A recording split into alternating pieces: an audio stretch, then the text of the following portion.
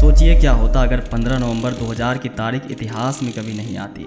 झारखंड और बिहार का वो ऐतिहासिक विभाजन कभी होता ही नहीं। क्या दोनों राज्यों का भविष्य वही होता जो आज है?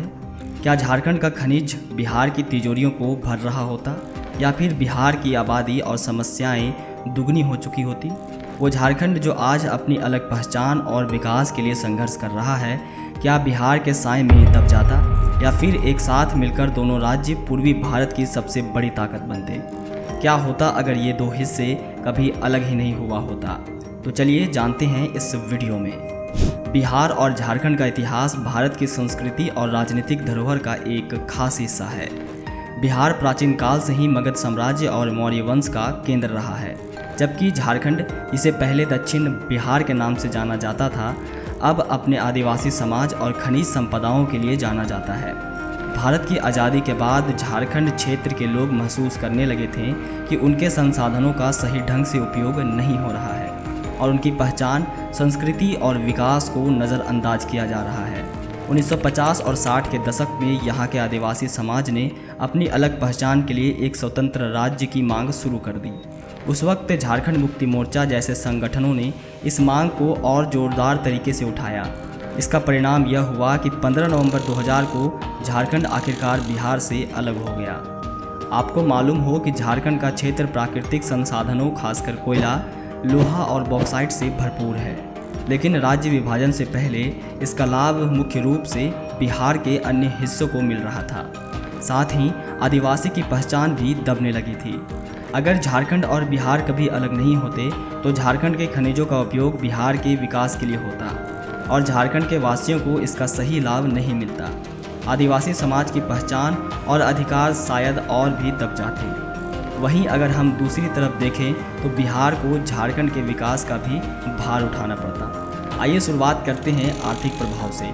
झारखंड, जिसे हम खनिजों का खजाना भी कह सकते हैं, क्योंकि इस राज्य में कोयला, लोहा, बॉक्साइट और यूरेनियम जैसे संसाधन पाए जाते हैं और यह संसाधन भारत की औद्योगिक और ऊर्जा को पूरा करती है। विभाजन के बाद झारखंड ने इन संसाधनों का पूरा लाभ उठाया, जिससे उसकी आर्थिक स्थिति मजबूत हुई और औद्योगिक विकास की दिशा में ठोस कदम बढ़ा रही है। अब सोचिए, अगर झारखंड बिहार का हिस्सा बना रहता तो ये खनिज संसाधन प्रमुख शहर जैसे पटना, मुजफ्फरपुर और भागलपुर में उद्योगों का विकास तेजी से होता और राज्य की अर्थव्यवस्था में भी सुधार होता। लेकिन झारखंड के स्थानीय लोग जो पहले से ही पिछड़े थे, उन्हें इन संसाधनों से उतना लाभ नहीं मिल पाता।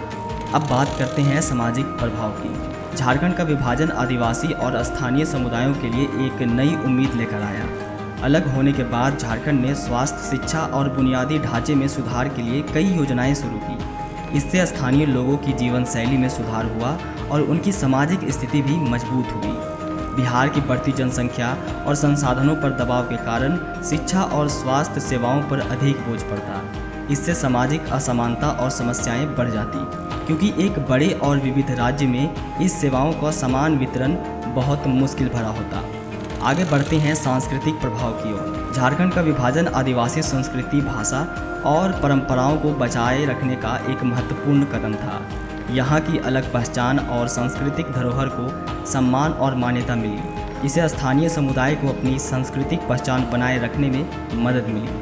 आखिर में आइए चर्चा करते हैं राजनीतिक प्रभाव की। झारखंड का बिहार से अलग होना एक महत्वपूर्ण राजनीतिक बदलाव था।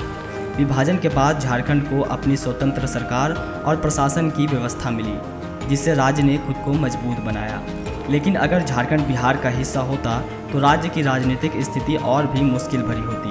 बिहार की राजनीति पर झारखंड क्षेत्र के मुद्दों का दबाव बढ़ सकता था और स्थानीय जनसंख्या की मांगों को पूरा करने में कठिनाइयां आ सकती थी। इसके अलावा झारखंड के आदिवासी और स्थानीय नेतृत्व की आवाज़ और समस्याएं बिहार की राजनीति में दब सकती थी, जिससे राजनीतिक असंतोष और संघर्ष बढ़ सकते थे।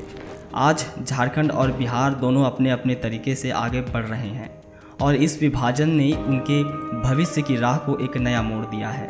आप इस पर क्या सोचते हैं, ज़रूर बताएं और इसी तरह की जानकारी के लिए चैनल को सब्सक्राइब करें।